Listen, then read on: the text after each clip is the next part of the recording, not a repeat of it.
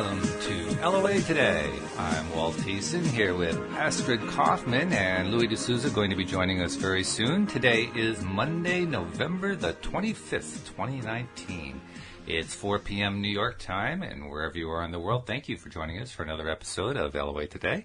Your daily dose of happy, and I'm seeing Louis hook in and connect to us now, so hopefully he's going to be able to talk to us shortly. But Astrid, how you doing? I hope you've been having a good week and a good weekend and so forth over there in the UK.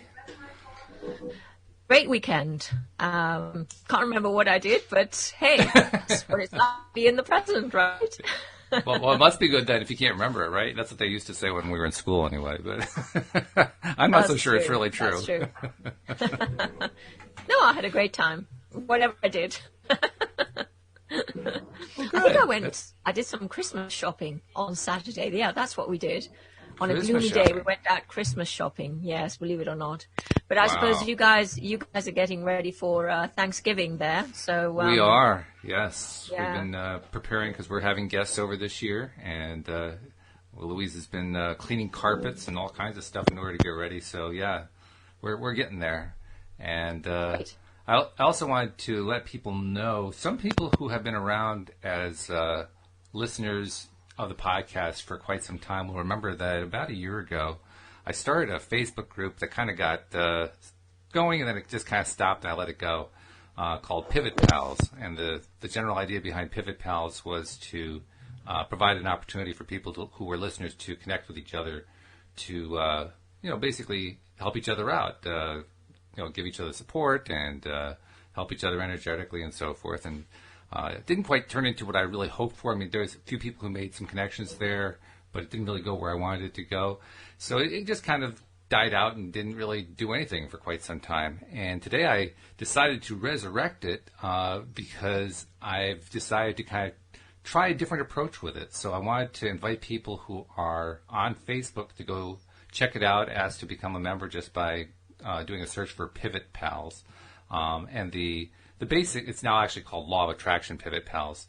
And the new approach is basically a sort of a combination of Abraham Hicks and Neville Goddard, if you will, in that what we're going to do is we're going to be posting stuff about what we're trying to attract into our lives, just create little vignettes about it and talk about it and get other people to respond to it and basically use it as kind of a tool for doing, I guess you might call it the daily affirmation online approach, but basically doing it in a group setting. So if it's something you might be interested in checking out, go over to Facebook, check out Pivot Pals, join the group, and we'll be glad to include you there.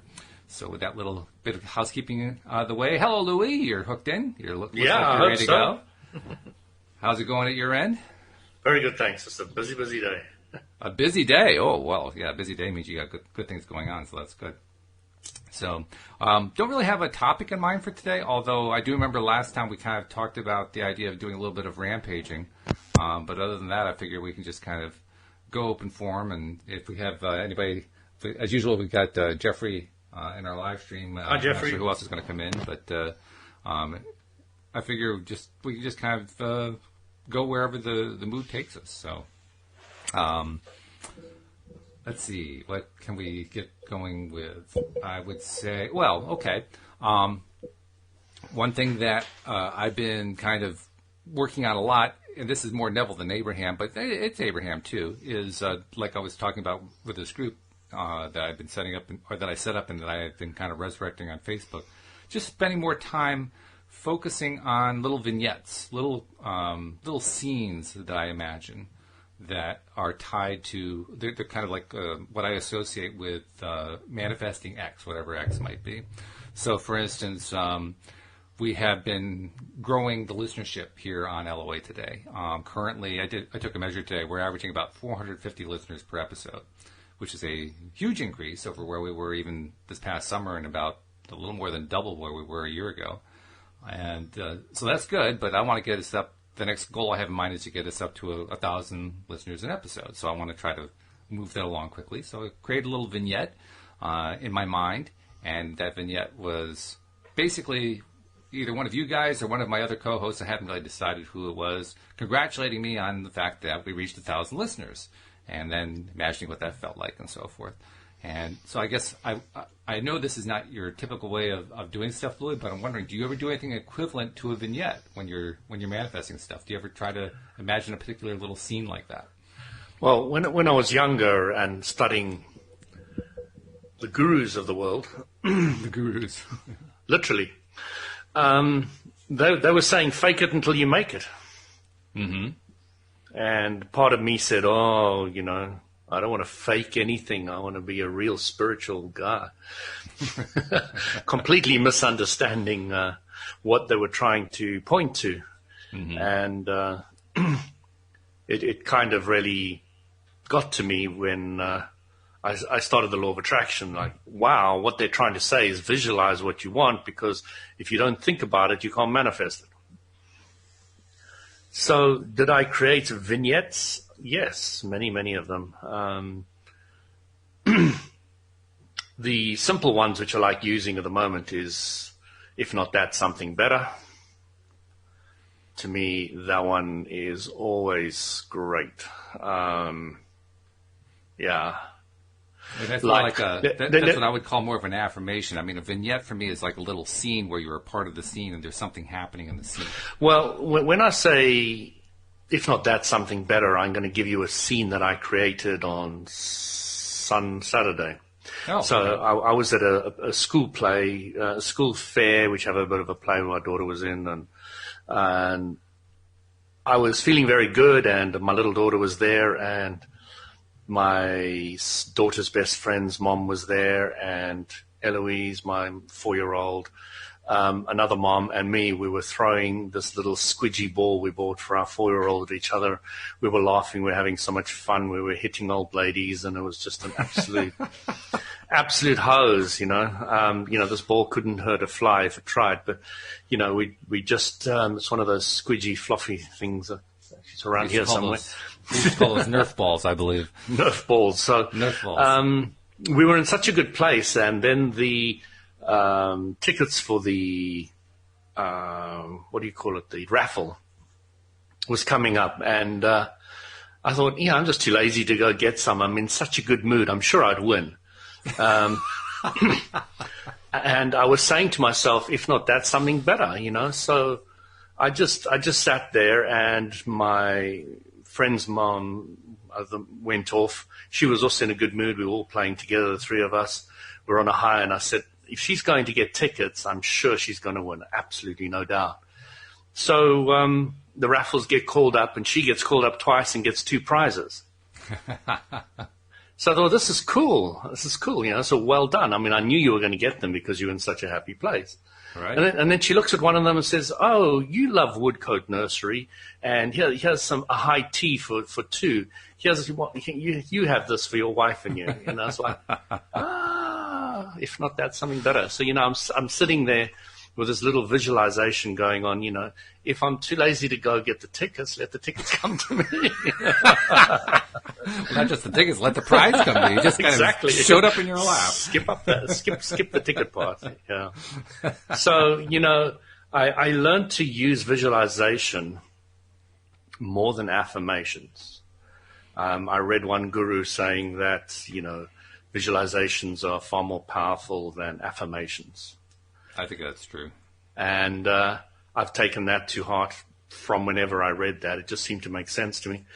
So I've always visualized, things just getting better and better for me. I can't say I did terribly well today. It's been a bit manic. To put it mildly, there's so many things that have gone on today that weren't perfect. But they still flowed. They flowed a lot better than they would normally have done under those circumstances. I usually would have got more fried or angry or frustrated or thrown around or out of the vortex. But I kind of got thrown out and got back in quickly. Mm-hmm. And I made the podcast. I was like, wow, how did that happen? So, yeah, I actually got a meal in, although I had to drive away and come back again and leave the family there. And it was quite such a mess. But on the whole, everything just worked out, I thought I couldn't do something, but I could, and when I could do it, then I could go back to the meal, and just things just worked out. As I say, not perfectly, but perfectly. I don't know if you see what I'm getting at. Life is never perfect, but it's how you react to each individual circumstance that can make it perfect. That maybe another way of saying it is not necessarily exactly the way you had originally envisioned it, but the way it worked out was just great the way it worked out because of the way you decided to look at it. Yeah. Which is actually part of the skill, I think, of... It is, because life's always going to throw you curveballs. Right, yeah, it just happens. Not that it's not possible to manifest exactly what you had in mind. There are plenty of people, plenty of times who do exactly that. But, sometimes we're a little off our game, and so, you basically throw what you think is a fastball, you actually threw a curveball, and then you wonder why it ended up in the left field seats. I mean, it just, whoa, wait, what happened here? Well, I guess I must have done that. Okay. But you find that when you've built up your vibration to more often expect something to go well, to go right, to sort itself out, then it happens more often. It's really as simple as that. That's true. And so, Astrid, are you a visualizer? I mean, do you do vignettes like we've been talking about? I do, and the interesting thing is that when I have very focused intention, I'm very good at winning raffles. So, and I know exactly when I don't feel that focused intention. So if there's something I want in that raffle, I want that, and then I get it. It's just, it comes with a feeling. It comes with a sort of an unadulterated feeling of that's what I want. And then my number comes up and I don't have to do anything other than just knowing that I want it. And when I don't have that feeling, then I know I'm not going to win. So I don't even try, so, but actually visualizing something beforehand, I love visualizing and it psychologically, if, for instance, visualizing that you're by the sea is relaxing to you, then you can be by the sea, or you can just visualize that you're by the sea, but psychologically your brain is going to think the same thing, that you are by the sea. So there is something in that, So even just visualizing something, your brain won't know the difference. And I was told very early on, but I really, really, really experienced it later on in life when I really started practicing that. Yeah, sure. By the way, we're getting a few flickers in your voice. You might try closing some apps in case there are some apps in the way on your computer there. Oh, okay. But I love that. I love how you describe that. In fact, both of you talking about raffles reminds me of a time long before I knew anything about law of attraction or affirmations or anything like this. Back when I was in high school, I won a raffle. And as I thought back to it, I've told this story before, but as I thought back to it, I was really adopting the perfect vibrational stance by accident. And I had no idea that I was doing it, and I won the raffle. And the way it worked was this. I was in high school. I was in the school library doing some homework and working on a research project of some kind. I can't remember what. And as I'm working there, a friend who, I kind of knew him. I didn't know him real well, but I kind of knew him, came up to me and said they were selling raffle tickets for, God, I don't even remember what it was, but they were selling raffle tickets. And would I like to buy one? And I said, I just need you to leave me alone. I need to work on this project. I got to get it done. I only have a couple of days left before the deadline. I really need to get this done. And Mike was very persistent. He was insistent. And well, it's only 25 cents for a raffle ticket. And I finally turned to him. I said, Mike, if I buy a raffle ticket, will you leave me alone? And he said, sure. I said, okay, here's a quarter. Give me a ticket. And I took the ticket. I stuck it in my pocket. And I go, oh, thank God. Okay. Let's work on the project now. Let's work on the homework. And I got really excited about, I'm going to get this done now because there's going to be no more interruptions, which was exactly the right vibration, and I didn't realize it. So when it was about 2 or 3 weeks later, I'm sitting in homeroom, and over the loudspeaker system, the principal gets on and says, well, Walt Thiessen come to the office. He's won the raffle for the clock radio. I said, what raffle? I had forgotten that I was even in the raffle in the first place. So, talk about not having any resistance. I had none because I had no expectations and just, not having to even deal with the raffle ticket anymore. I felt so much better. I was in the best possible place I could be in, but I knew nothing about how any of this stuff worked. I just was there. I was just in the right alignment. So you never know. Brilliant.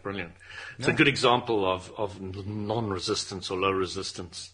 Yeah. And I was phoning a financial company in South Africa the other day, and I couldn't get through. The telephone connection broke.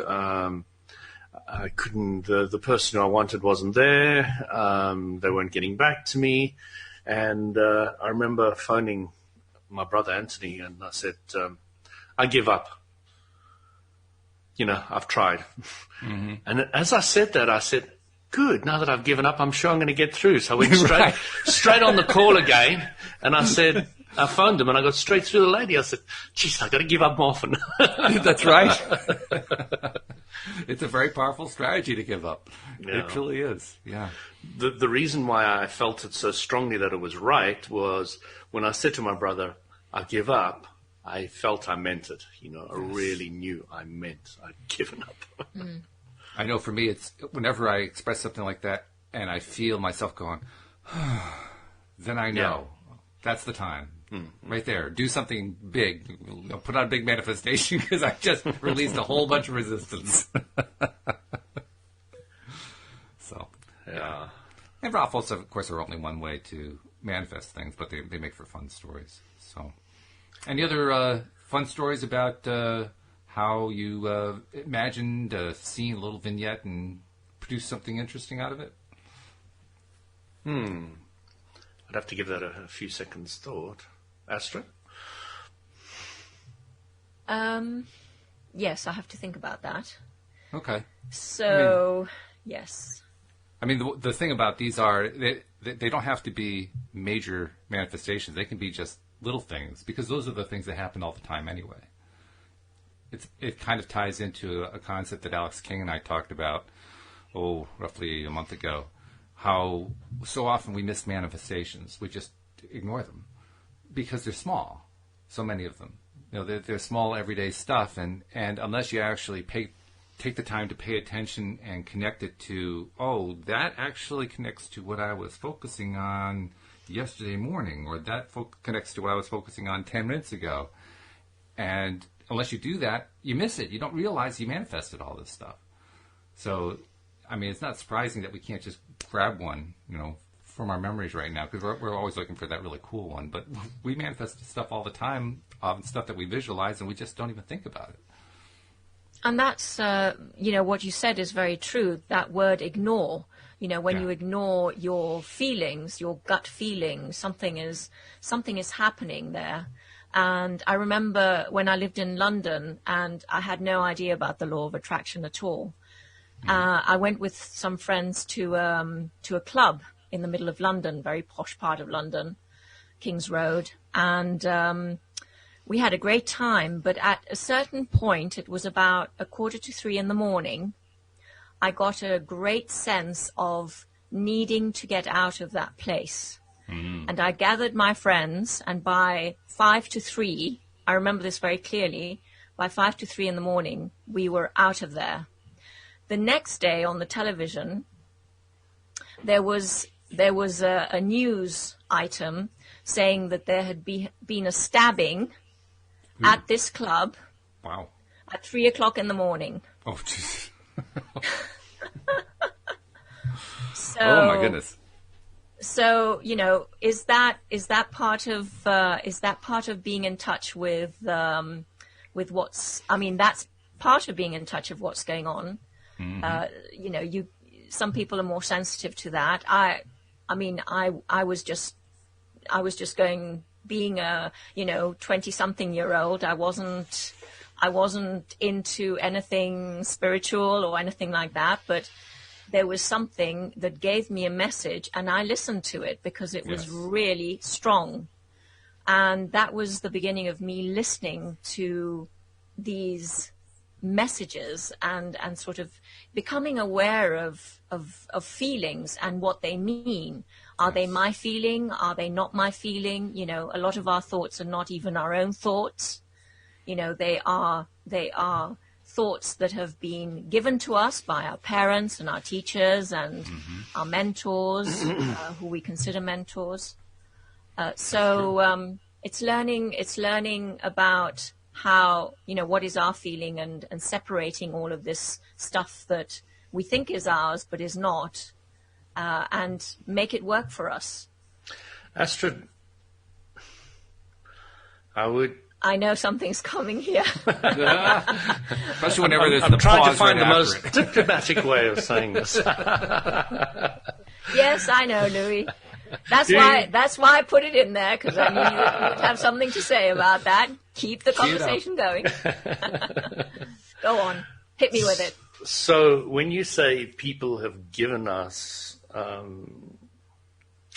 you know, these teachers, the parents, etc., have given us these ideas and they're not ours. The truth of that is, when you believe that kind of concept that somebody can do something to you without your permission, although you didn't specifically say not your permission, I find it's very, very useful to understand that it was with your permission, 100%. You allowed that idea to come on board because you've got the power to unallow it as well. Sure, she accepted it. You've got a power to change that as well. Absolutely. So, but I didn't know, and most of us don't know. You don't know. I wasn't aware. Now I am. That ties into what I was talking about before. Well, no, hang on a second. Before you go there, that actually ties into what I was talking about. We, as humans, it's not just that we don't notice manifestations. We don't notice our own thought process so often. Mm-hmm. Absolutely. And a lot of this is about learning how to, not just learning how, but learning to notice, learning to pay attention, learning to recognize, oh my God, I did that. Oh my God, I said that. Oh my God, I accepted that. Oh my God, I adopted that. Oh my God, oh my God, oh my God, oh my God. Oh my God, no video from Walt. Yeah, and the video, well, nothing new there. It goes away every 10 minutes. But, video's gone. No, but that's so true, Walt. I mean, it is about separating. Well, it's about becoming clear about what it, you know, because so many people have this chatterbox going on in their brains. It's like this battle between this part of me and that part of me, and you know, and whose voice is it? Is it mine? Is it my mother's? And I'm not saying that I didn't accept it, because I did, because I didn't know any better, Louis. But when you become aware of that, then there's the word aware. Aware. You become aware of what's happening, and you become aware of what that thought is. Is it a thought that resonates with me? No, it's not a thought that resonates with me. So therefore, out it goes. You know. That's deliberate conscious creation. Absolutely. Yes, but when you don't know, you haven't got the power to actually send it on its way. It will have power over you, won't it? But it's power that you've given. I'm not saying it's not power that you've given. I'm not saying it's not power that you've given, but when you have that awareness, then you have the power. Then you have the power to create your reality. Yeah, it's kind of like when you talk about the Nerf ball or the softball that you guys were tossing around. If you're sitting there and somebody just tosses you a ball and you weren't really expecting it, you just kind of grab it. Well, you didn't have to grab it. You just kind of did, you know. You said, "Oh, well, there it is. I'll just catch it." You didn't give any thought to it. You just kind of grabbed it. You're like, "Oh." You know, but when you become more aware, you can say, well, geez, I really don't want to catch it, so I'm just going to let it fall to the ground. So let's break that concept down to vibrational. So I caught a ball, but I wasn't thinking about it. Now, we know that thoughts create our reality. So previous programming and thoughts allowed you to catch that ball. Yes? No? Sure. Okay. So it still boils down to thoughts. And it is programs that you programmed into yourself. Yeah. So as much as it wasn't an instant conscious thought at that moment in time. It was based on a previous programming of your own thoughts. Yeah. Right. Exactly. Which is where you take your own responsibility from. Sure. Yeah. Yeah. That's why we want to learn about how we've programmed ourselves and the programming we've picked up from others, because we do pick it up. It's not that it's imposed upon us. I'll agree with that, for sure. I know that Astrid agrees with that too. But we pick it up, and we pick it up often unconsciously or semi-consciously. Very rarely do we say, I'm going to adopt this very dysfunctional behavior because I know that my mom would really like me to do that. It's not the way our thought process normally works. It's normally like, okay, Mom, yeah, I'll do it your way. and I think a lot of people would disagree that that programming and thoughts being programmed is not imposed. I think a lot of people would say that, oh, sure, it's a those popular thoughts. viewpoint. Well, yes. I'm just saying that it's something that people would not agree with until they realize that you can change that. Because if you're not aware of what's happening, then you just accept it. You accept it because that's what you see. That's what you are getting. That's what is. I grew up in South America, and the only national anthem that I know is the Chilean national anthem. Now, come on, I've lived in many places, but it was I lived there until I was 9, and the only national anthem that I know is that one because it was inculcated into me. I mean, it's a lovely national anthem. Sure, nothing wrong with that. No, nothing wrong with that. But do you see what I mean? Absolutely. Repetition, and it just becomes part of the programming. So well, that's what repetition does too. By the way, the main point of repetition is not to keep thinking about the same thought in a conscious way all the time. It's to repetitively beat it into your subconscious mind, so your subconscious mind takes over. I mean, people who want us to repeat stuff are people who really don't want us to think for ourselves. They want to do the thinking for us, and they want to tell us, okay, this is what I want you to always be bringing up every single time that you get stimulus X. It was fascinating. I heard a Catholic priest say to me once that if they managed to get a child from birth to the age of 7, that child will never leave the Catholic Church. And I sort of like the Hotel California. And that song's pretty inculcated as well. No kidding. Yeah. Which is an interesting concept, because as soon as the child becomes aware, even after 7, they'll start having the choice of removing that hold. Mm. Absolutely. And the likelihood may be high, but you can never completely contain a soul that wants to go a certain way. Never. Which is great. Thank God for that. Yeah. Thanks, we're never going thanks to be... Force for that. That's right. We're never going to be permanent prisoners of it, which is a great thing. We can take back the power anytime we want to. And that's what I love about the show, and anybody that's talking about awareness and law of attraction and matters of this ilk, where they're giving the power back to the individuals so that the individual knows that they can make their own choices, they can make their own ideas, they can go their own way, they can believe their own stuff. And the freedom that gives people is amazing. And there's some core things that really help you understand that. And one of them is that you create your own reality. Mm-hmm. That's very, very powerful. The other one is understanding the law of attraction. Yep. And, once people get those understandings and the emotions are your guidance, once you get those 3 pinnacles, you can really carve your own life out. Yes. And the other one that I really, really am starting to get is that everyone creates their own expansion, so from their own desire. So, for instance, if I see someone who's doing really well previously in a previous life, or even not so long ago, I would have thought, well, that's competition or something like that.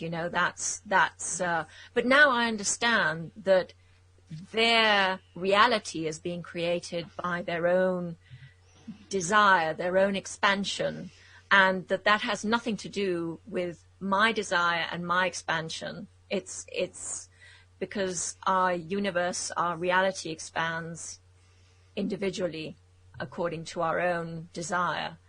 And, when Abraham says in one of the meditations, when you see someone who's successful and your heart will sing, when you see someone who's successful, then your own reality will change, or something to that effect.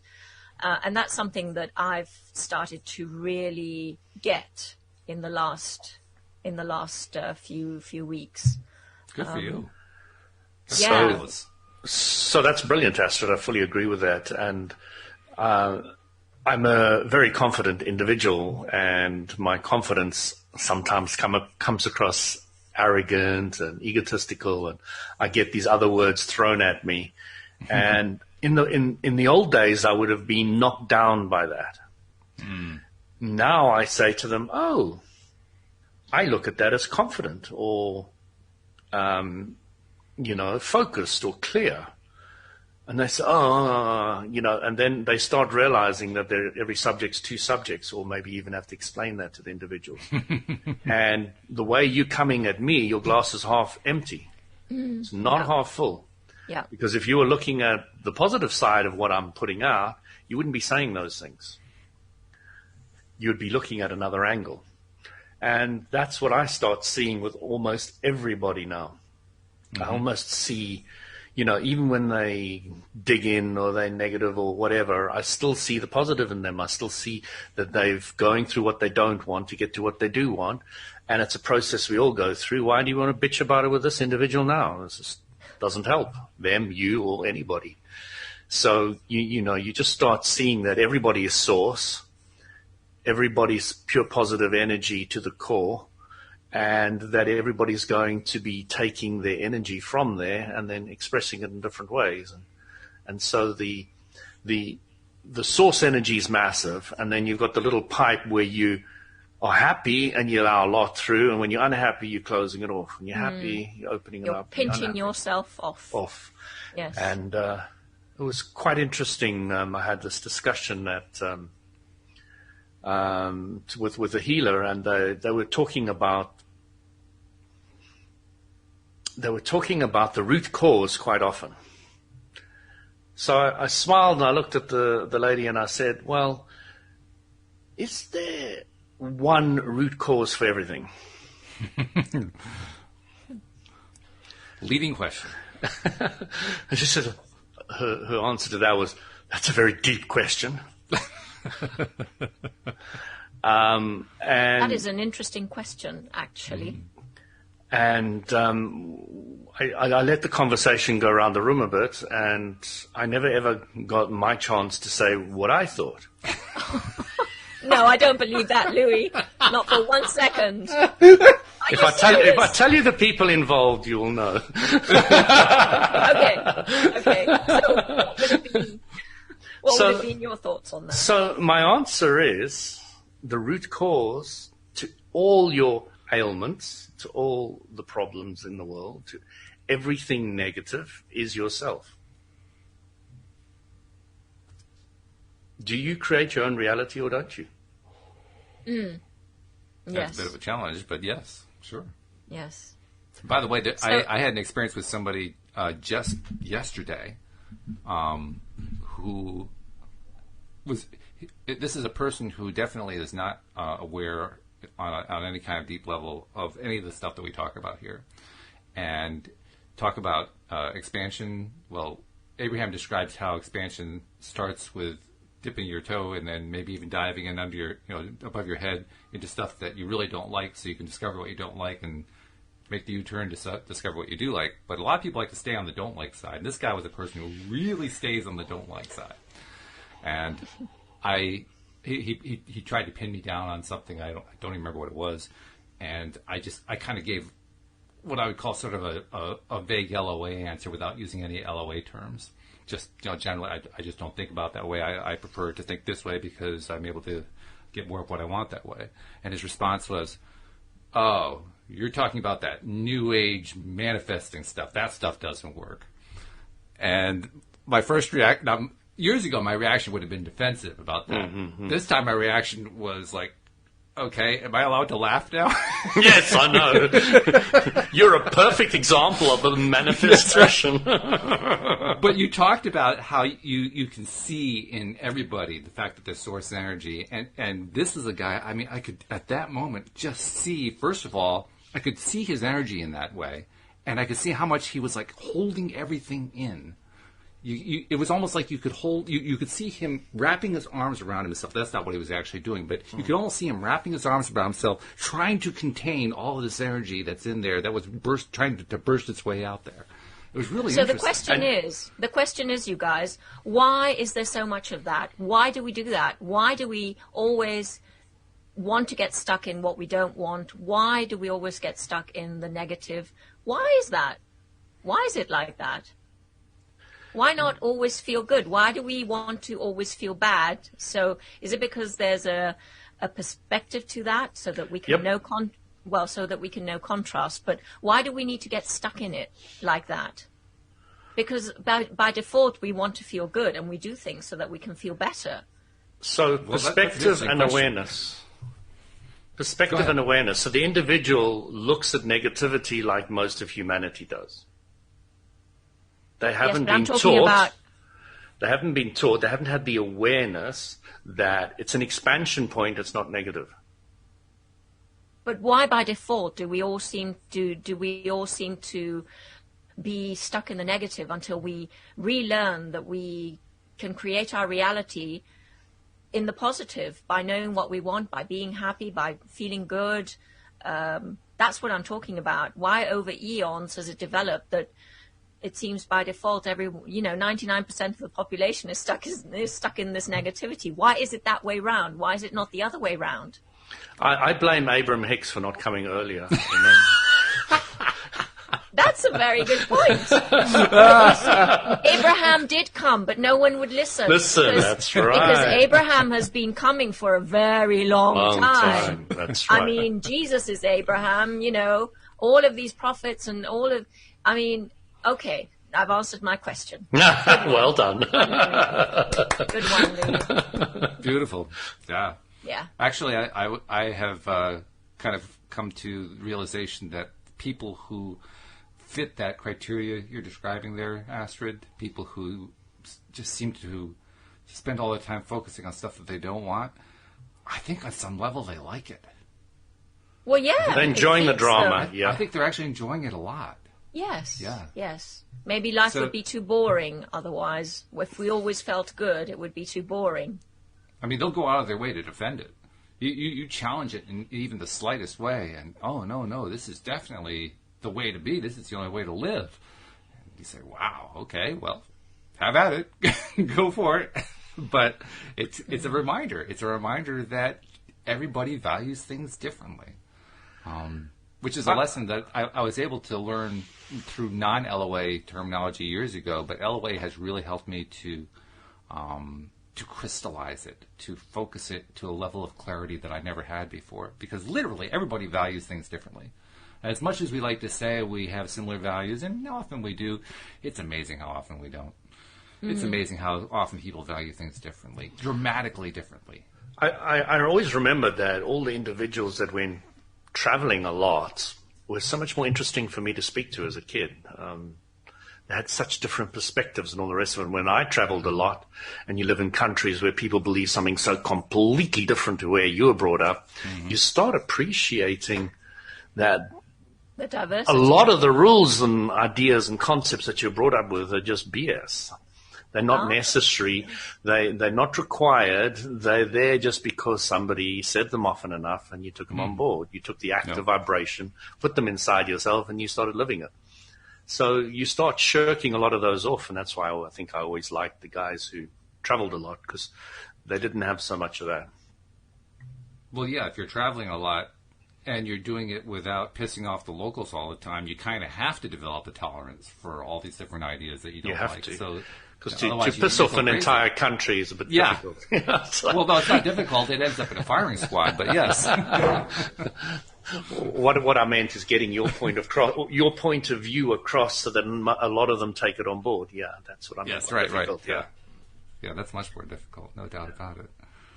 But it's an interesting point you're raising, Astrid, because we end up getting confused at times about how all this can be happening and all this craziness can go on. You see people get into the hot seat in an Abraham Hicks workshop every once in a while, and then just going off on, okay, I've been doing this, I've been applying this and all that, but the world is going to hell in a handbasket. And then they just go into their little rant about their particular view about how the world is going to hell in a handbasket. And I sit there and marvel. I say, wow, so much passion. They must really love that. So much passion, indeed. And I love Abraham's answers to those, too, because the answers are always great derailers. Yeah, I remember one of the best stories, Abram. One guy came up, he was trying to be a little bit cocky, I think. And he said, Abram, why does my dog like putting his head out the window where he can get stung and, can get hit by something and all the rest of it? So Abram said, that's one of the best questions anybody's ever asked her. And everybody was a bit shocked at this answer, even I was, I must admit. And I was like, and then they said, well, the dog's weighed up the two pros and cons.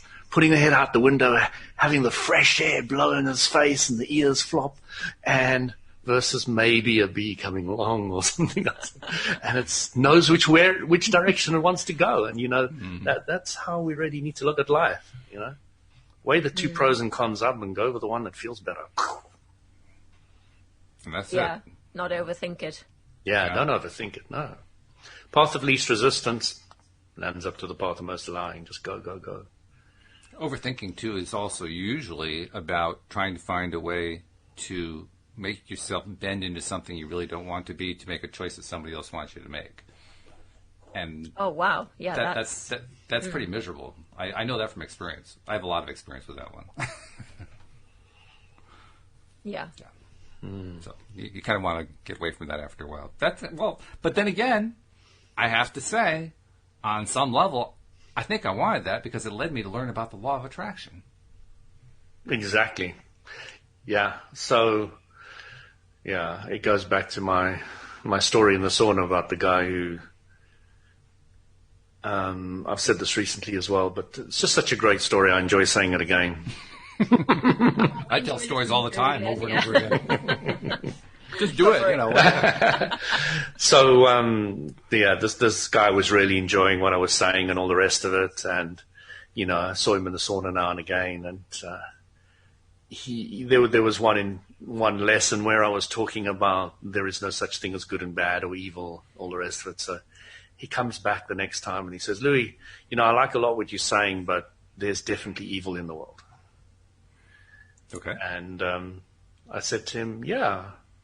So I know you've been an alcoholic in your past and you've had a lot of problems. So, have you done evil or bad to others, and have others done evil or bad to you? And he said, you have no idea of how it's been. It's been absolutely horrendous. So I said to him, now, are those terrible things that have happened in your life, have they not carved you into the beautiful, clear-eyed teaching Christianity classes, etc., that I see before me today? And, begrudgingly he said, well, yes. And then, you really get to understand what negativity is, what evil is, what you don't want is. It's just an expansion point for you. It's nothing more. And, it takes people a while to integrate that into themselves and really get that, oh, shit, that's happened. Oh, all right, I know I don't want them to do that, so wouldn't it be nice if they did that? And it's a process that is, I repeat again and again to many, many different people, or even the same people, because it's something that probably I need to learn more and more and more of, It's just a concept that I'm tweaking, that I'm seeing more often in my life, that I'm catching more often in my life. And it really makes it's really a very, very, very good transformational concept. Well, we teach what we have to learn. So yeah. We teach best what we most need to learn. Richard Bach. Illusions. Oh, Illusions page. You know the page? No, I don't. it must have got filed. It must have got filed in my brain because I read it ages ago. Nice one. It's a wonderful quote, too. I love that one. Mm. Well, I don't know if you knew, Astrid, that Louis and I actually did I think it was a 10-part series on the entire book, Illusions. We did it like chapter by chapter, read the whole book. And Fantastic. talked about it. And far easier than any other book. Actually, it was ironic. In one sense, it was It's just so easy. That's just it. It was so crystal clear what he was saying that there wasn't a whole lot of discussion. No, we couldn't say too much.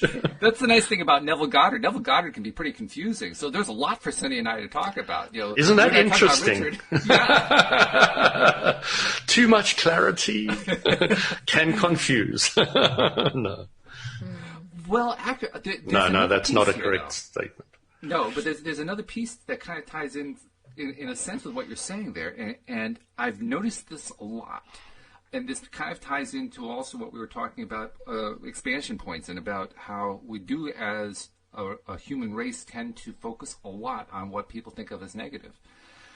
Very often, focusing on what feels good and what's positive, we get there so quickly that, oh, well, I guess it's over. And there's nowhere to go with it. Okay, I got there. Where's my prize? There's nothing else to talk about. Whereas with something that's negative, oh, God, we could talk about the drama for weeks at a time. That's true. And that's so much fun. Yeah. It becomes such a soap. Oh, yeah, absolutely. Soap opera, Yeah. I mean, that stuff that drama gives us is like an endless source. Talk about source. It's an endless source of interest. So I guess it's one more reason to say we shouldn't be really surprised by the fact that people will defend to the death their right to be miserable. As funny as that sounds to say, it's true. I mean, I suppose it's also the reason why soaps and films, drama films are so popular. Oh yeah. I mean.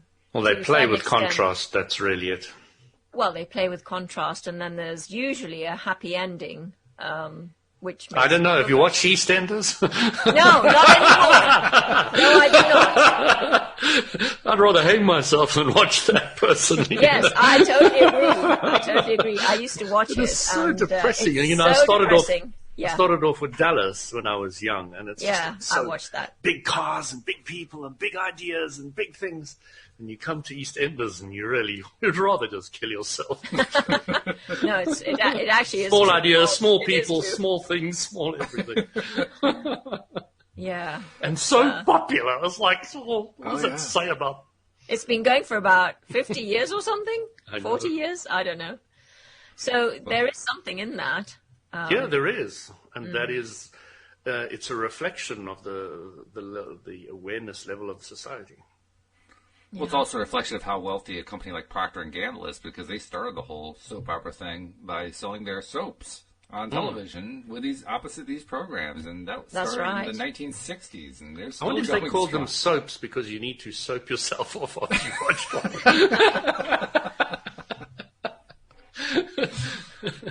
one. You have to clean yourself off, yes. It was all about selling Oxidol. Oxidol, that was the big product that they sold early on. Oh my goodness. Who killed Larry Hagman? I remember that. That's right. Yeah. Yes, we were all on tenterhooks. We were. I mean, I was a kid and it was like, oh my God, the biggest news since they put a man on the moon. I was wondering where the second half of the sentence was. The first half of the sentence was, who killed J.R. Ewing? I thought the second half would be so we could shake his hand, but that never actually came out. I never understood that. Well, he never died, did he? So he could have. No, he never did. No, he never did. So. Yeah, that was a big program. That was huge. It was huge. And the youth today do not understand that. It's just there's no ways they can understand that. Well, by comparison to something as huge as like some of the major social media apps today, by comparison to that, it's tiny. But for its day, it was large. It was really, really large. Because it was what we experience today with social media is constantly being pounded with 1,000 soaps, whereas there was one. So it's a different experience when you only have one big one that everybody's talking about. I'm watching my 11-year-old daughter's WhatsApp group where she gets 1,000 messages every morning. And that's a soap. Oh my God, that's a soap. That is. And you're actually a bit part of it. Yes. Yes, it's the self-creating kind. So, that's very interesting stuff. Yes. Hey, before we go too far, and I don't have enough time, I want to make sure I get the promos in. So just a reminder, like I said toward the beginning of the show, the goal right now, the next milestone that we're aiming for is 1,000 listeners per episode, and we're almost halfway there. So that's my kind of backhand way of saying, if you're not yet a subscriber, we really would love it if you could become one, because you'll just help us build up that number. But also you'll get something much more important than that. You'll actually get something nice to listen to, something that feels good, something that actually ties into the best of you rather than appealing to your lowest desires, which is going to be a little bit different from what you're used to. I mean, if you're used to listening to soap operas, you're going to say, what is this stuff? I've never heard this before. But it's all worth it. It's all good, and it's a great way to help refocus your mind on what it is that you want, which is what we've been talking about all hour, rather than what you don't want. So just become a subscriber by going to loatoday.net. The instructions on how to do it are right at the top of the page. And check us out also on YouTube, because as we are recording these podcast episodes, we live stream to YouTube, and you can actually check us out and see what we look like in addition to hearing our voices. So subscribe either way, and but do subscribe. We're very fortunate that we have so many people who have subscribed, and our listeners are very, very loyal. Something like 85% of our listeners of every episode are subscribers. I've been able to calculate that out, and so that's just very reassuring. But for the other 15%, we want you to join too. So become a subscriber, join in the fun, and hey, also take a time if the spirit so moves you to send us a note. Send us an email. Use the contact form on the website. Contact us by Facebook or Instagram or Twitter, or whatever your social media tool of choice might be, because we love hearing from our listeners, and we'll even, if you're willing, we'll share your message with other listeners about what you said to us and how we responded and so forth. But it's so much fun when we get that kind of interaction. Sometimes it actually gives us a chance to talk about it, too, on the show, doesn't it, Louis? I mean, occasionally we get... Absolutely, yeah. Something like that. Or Astrid, like when we had that question about Jinshinjutsu, it gave you a chance to kind of go off on that for a bit. So, yeah, love doing that. Lots of fun. Yeah. So subscribe and share and tell everybody about it so we can keep spreading the word. And thank you very much for being subscribers. And thank you guys for continuing to share your insights. I need to ask you, though, do you guys have, I know you don't have Thanksgiving there, so you don't have the same kind of buildup we have going on here in the United States leading up to Thursday. But do you have anything going on this week that's of interest that you're looking forward to? Well, no, I have a very busy week, and I'm seeing lots of clients, so that's basically my normal week, really. But I wish everyone in the States a very happy Thanksgiving. So I have lots of friends in the States, and I hope you all have a blessed Thanksgiving. Wonderful. Thank you very much. Yeah, happy Thanksgiving to everybody over there. And you asked me if there was something that I'm excited about that's going to happen this week. Well, I bought a PC, and I'm waiting for it to arrive. Oh. A lot of components and stuff. So I'm going to, as you know, putting these things together can be quite exciting for some of us. Some of us are a little bit masochistic in that way. So I'm really excited about that. I'm just dying to get my hands on these new kit. Is it an Apple? No, I eat those. Good answer, Louis. It's funny you should mention computing, too, because I've done a fair amount of medium-level programming in the past, and I kind of had left it behind. And very recently I decided I was going to try to take it up again to write some code for a software package for the gardening services business that my wife started and that we run together. And so I've had to learn a couple of new platforms. A platform meaning a kind of programming language that is appropriate for the project that I'm doing. And so I was for the longest time kind of putting it off, like, oh God, I really don't want to have to learn another language. There's so much work involved in that. But I've gotten to the point now. I've been diving into it for the last couple of weeks, and it's actually kind of building up the juices a bit. And I'm getting excited. So I'm hoping that I can really make some good progress the next couple of days before Thanksgiving, because much to my amazement, I'm enjoying this. Well, make hay while the sun shines, because you know that's the time. That's the time. It's the same with my website of starting to train LOA. Really starting to get excited about it now, and I've had to have a whole lot of thoughts sort themselves out in my mind before you can kind of get to that place. Now we can start writing it. So, yeah, we're looking for people to trial it. If somebody's interested, they can send me an email, louisdesouza@gmail.com, and yeah, we're only going to have 8 people on the trial. There's going to be 2 of us running it, and I'm looking forward to it. So looking forward to it. What kind of trial? What are we talking about?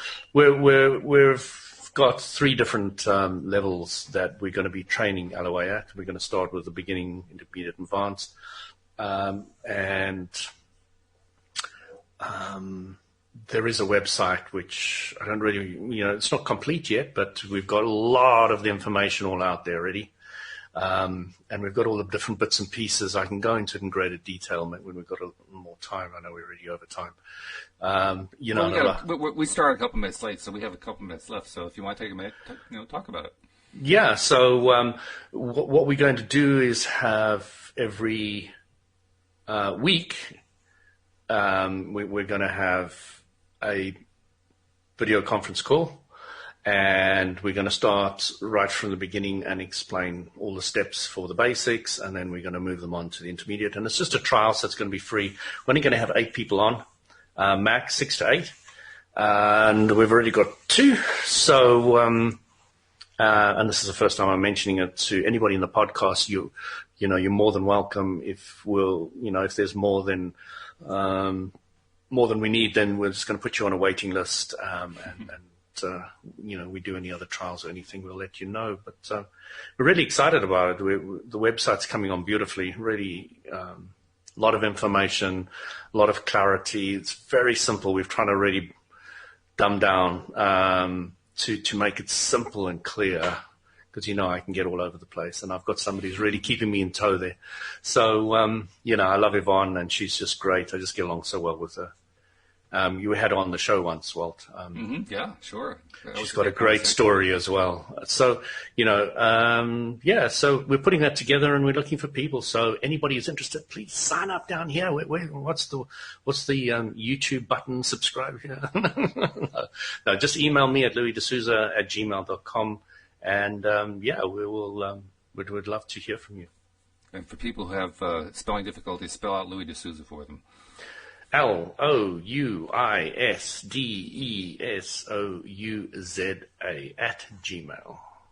And there it is, folks. All right. Well, thank you for the preview, and hopefully some listeners will take advantage of that. I'll be curious to know what results you're getting out of it. I kind of imagine there's like a test study aspect of this. So once you've completed your results, you'll have to tell us what you learned from it, because I think that's what you're probably trying to do. You're trying to learn from it and figure out. Yeah, we're trying to figure out how to structure it in the best way possible. I think one of the biggest challenges is really time zones, because I know we're opening this to the world, so to find time zones that fit most people is going to be the challenge. So. I understand, because I used to start off a show listing times, and I finally gave up, realizing that there were over 24 time zones around the world, and it would take me half the show to list them all. So I said, no, to heck with that.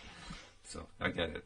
But anyway, thank you guys very much for your insights, for your sharing of all that really good stuff, and love the ideas you brought up, particularly about expansion and expansion endpoints, because every one of us needs to really be cognizant of that in order to be the best conscious creators we can be. So thank you guys very much. Thank you, live stream listeners. Thank you especially to our podcast listeners as well. We will see you all next time here on LOA. Bye-bye.